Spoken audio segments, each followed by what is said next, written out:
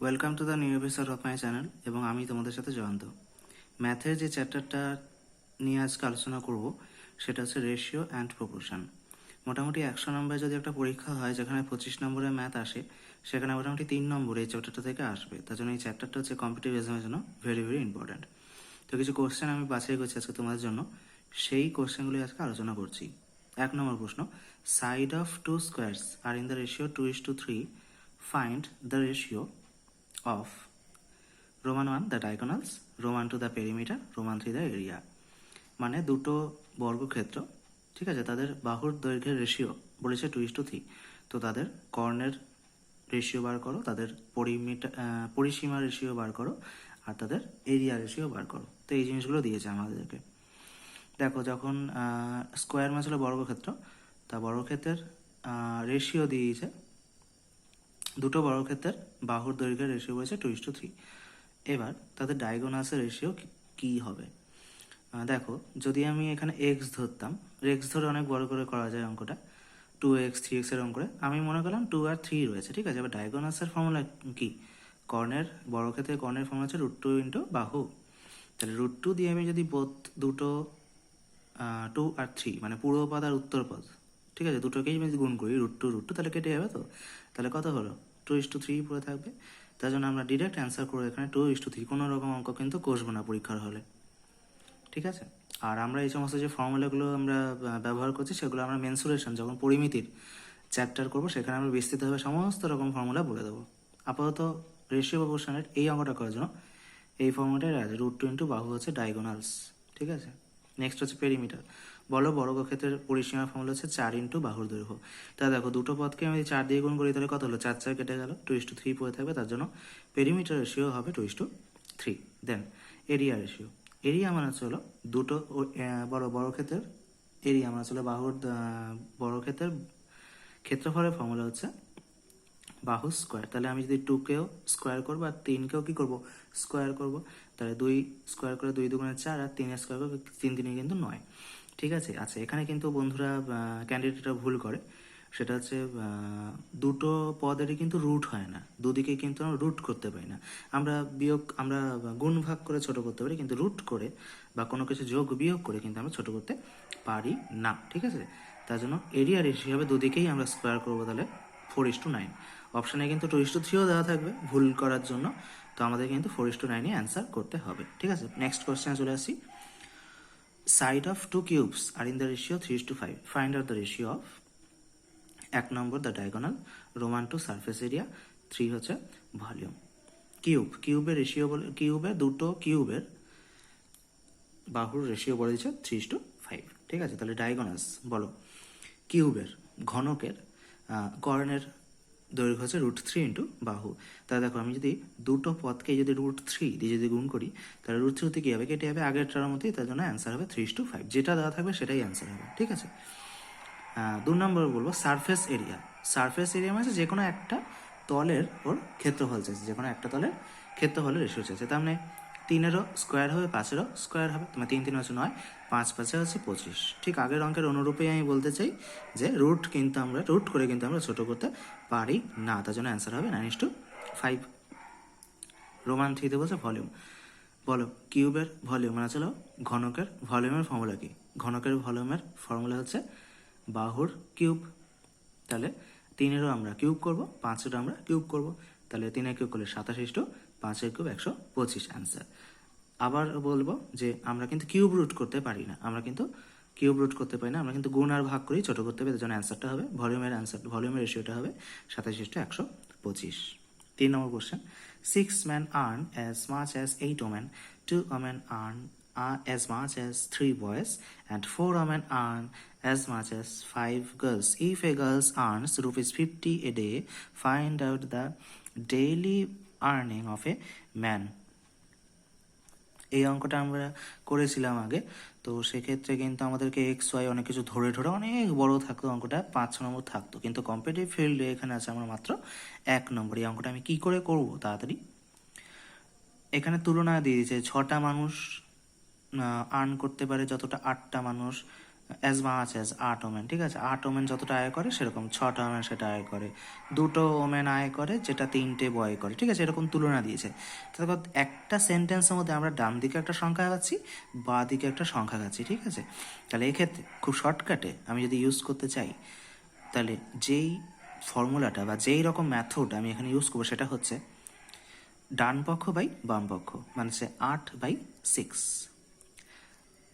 Right side data by left side data, এরকম করবো। দেখো 8 × 6, 8/6 গুণ, তারপরে সেন্টেন্সে দেখো 2 women earn as much as 3 বয়স, মানে ডান পক্ষটা হচ্ছে 3, বাম পক্ষ হচ্ছে 2, তাহলে 3/2 ইন্টু হচ্ছে নেক্সট সেন্টেন্সের মতো 5/4। আর লাস্টে দেখো একটা আমাকে অঙ্ক বলে দেওয়া থাকবে, মানে হচ্ছে একটা সংখ্যা বলে দেওয়া থাকবে, একদম একটা সংখ্যা বা একটা টাকার অ্যামাউন্ট, ঠিক আছে? বা কোনো বয়সও বলতে পারে। তো সেক্ষেত্রে সেই অঙ্কটা আমি গুণ করে দেবো ইন্টু 50, মানে সেক্ষেত্রে অ্যান্সারটা হলো কাটাকুটি করলে আসবে ₹125। নেক্সট অঙ্কে চলে আসি, 4 নম্বর question. A sum of ₹5200 is divided among A B C in such a way that a ratio of the share of is A is to B plus C 60:7 and B is to A plus C is equal to 4:9. Find out the share of C. তা দেখো এক্ষেত্রে A is to B plus C হচ্ছে 6:7 আর B is to A plus C বলে দিয়েছে আমার 4:9। আমাকে চেয়েছে C এর রেশিও কত। অনুপাত দুটো কিসের দিয়েছে সেটা যদি আমরা খুব মন দিয়ে দেখি তাহলে দেখতে পাবো A is to B plus C, তো তা দেখো A মানে হচ্ছে 6 ইউনিট, A পাচ্ছে 6 টাকা, ওদিকে B আর C টোটাল পাচ্ছে কত, 7 টাকা। তাহলে এক্ষেত্রে আমি যদি তোমাকে জিজ্ঞেস করতে চাই যে A B C সবাই মিলে কত পাচ্ছে, দুটো যোগ করে দাও, 6 7 13 ইউনিট পাচ্ছে। নেক্সট যেটা অনুপাত দিয়েছে সেটা যদি ভালোভাবে দেখি, B is to A plus C 4:9, তাহলে B কত, 4 ইউনিট। আর A plus C দুজনে মিলে কত পাচ্ছে, 9। এবার আমি যদি তোমাকে জিজ্ঞেস করতে চাই A B C সবাই মিলে কত হচ্ছে টোটাল, 9 4 যোগ করলে কত হয়, 13। তাই দেখো আগের ক্ষেত্রেও 13, পরের ক্ষেত্রেও 13, তাহলে A plus B plus C কত হয়, 13। তার মানে অনুপাত নির্দেশক সংখ্যাগুলির সমষ্টি কত, 13। এবার দেখো 13-র মধ্যে A পাচ্ছে 6, B পাচ্ছে 4, তার মানে C কত হবে, C কত হবে বলো, 6 4 10, তার মানে 13 থেকে 10 বাদ দাও, 3 ইউনিট পাচ্ছে, তার মানে C ইজ ইকুয়াল টু হবে 3/13 ইন্টু টোটাল অ্যামাউন্ট হচ্ছে 5200, ক্যালকুলেশন করে আসবে ₹1200। নেক্সট অঙ্কে চলে আসছি, 5 নম্বরে sphere is coloured black and white, the ratio of the upper hemisphere is 1:4 and the ratio of the lower hemisphere is 3:2. Find out the ratio of black and white in the total sphere. আমাকে উত্তর মেরুটা কত হবে সেটা বলে দিয়েছে, আর দক্ষিণ মেরুর রেশিওটা বলে দিয়েছে, ঠিক আছে? মানে আপার হেমিস্ফিয়ার আর লোয়ার হেমিস্ফিয়ার, সেখানে কালো আর সাদার রেশিও ইন্ডিভিজুয়ালি কত বলে দিয়েছে। তাহলে আমাকে টোটাল স্ফিয়ারের যে রেশিও সেটা বার করতে বলছে। এই অঙ্কটা খুব সোজা, সেটা যে আমি ডান পক্ষটা যোগ করবো, বাম পক্ষটা যোগ করবো, 1 আর 3 কত, 4, আর 4 2 কত, 6, 4:6, এটা ছোটো করলে 3:2 অ্যান্সার হয়ে গেল। নেক্সট অঙ্ক চলে আসছি 6 নম্বর।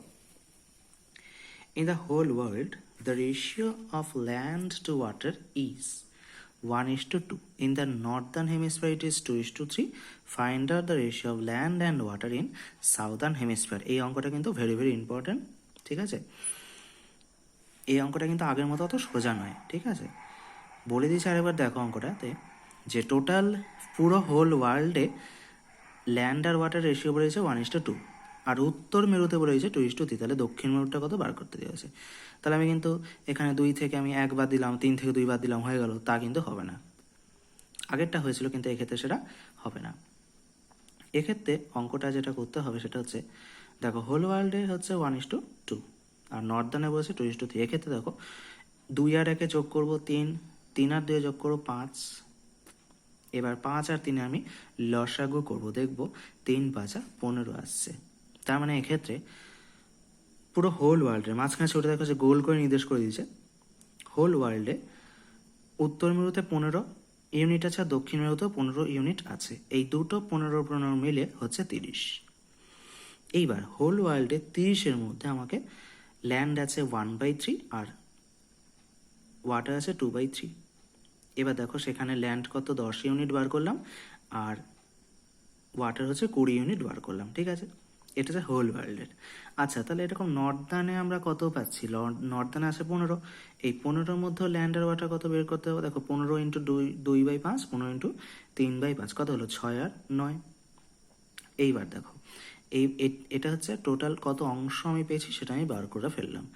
এইবার ল্যান্ড কত পাবো? ল্যান্ড হচ্ছে তোমার দক্ষিণ মেরুতে ল্যান্ড পাবো। টোটাল যে হোল ওয়ার্ল্ডের যত ল্যান্ড 10 ইউনিট, সেখান থেকে নর্দার্ন কত? 6, এটা বাদ দিয়ে দেবো। 10 থেকে 6 বাদ গেলে 4। অনুরূপভাবে ওয়াটারটা কী করে বার করব? ওয়াটার হচ্ছে টোটাল হচ্ছে 20 ইউনিট টোটাল হোল ওয়ার্ল্ডে, সেখান থেকে আমি যদি 9 ইউনিট বাদ দিই, দেখো কত পাবে? 11। তোমার 4:11 হচ্ছে আমার অ্যান্সার। এই অঙ্কটা কিন্তু এইরকমভাবেই করতে হবে, আর এটাই কিন্তু সব থেকে সোজা পদ্ধতি, এলসিএম মেথড। ঠিক আছে, এলসিএম মেথড এটাই কিন্তু সব থেকে সোজা মেথড। এরকম অঙ্ক কিন্তু আসে। 7 নম্বর কোশ্চেন বলি, a greyhound chases a hare and takes 5 leaps for every 6 leaps of hair, but 4 leaps of hound is equal to 5 leaps of hair. তাহলে compare their ratio of run. গতিবেগের যে ratio সেটা চেয়েছে। একটা grey hound chase করছে একটা হেয়ারকে। 5 leaps of গ্রে হাউন্ডের greyhound is equal to হচ্ছে 6 লিপস অফ দ্য হেয়ার, আর 4 লিপস অফ হাউন্ড হচ্ছে 4 লিপস অফ দ্য হেয়ার। তাহলে এখানে এখন ক্রস গুণ করব, এই দিকের 5-এর সাথে এই দিকের 5 গুণ, আর এদিকে 4-এর সাথে এদিকে 6 গুণ। দেখো অ্যান্সারটা আসে 25:24।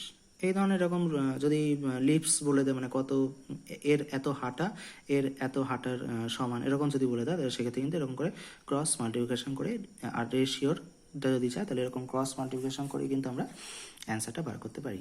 তো বন্ধুরা, এই চ্যানেলের সমস্ত রকম আপডেট পেতে চ্যানেলটা সাবস্ক্রাইব করে নাও। যদি এপিসোডটা ভালো লেগে থাকে তাহলে অবশ্যই লাইক করো। যদি কোনো কথা বলার থাকে তাহলে কমেন্ট বক্সে জানাও। আর তোমাদের বন্ধুরা যাতে এই দেখতে পায়, তার জন্য এই চ্যানেলটা প্রচুর পরিমাণে শেয়ার করো। আর ফার্দার নোটিফিকেশনের জন্য বেল আইকনটা প্রেস করে দিও। নেক্সট এপিসোড নিয়ে খুব তাড়াতাড়ি চলে আসি। টাটা।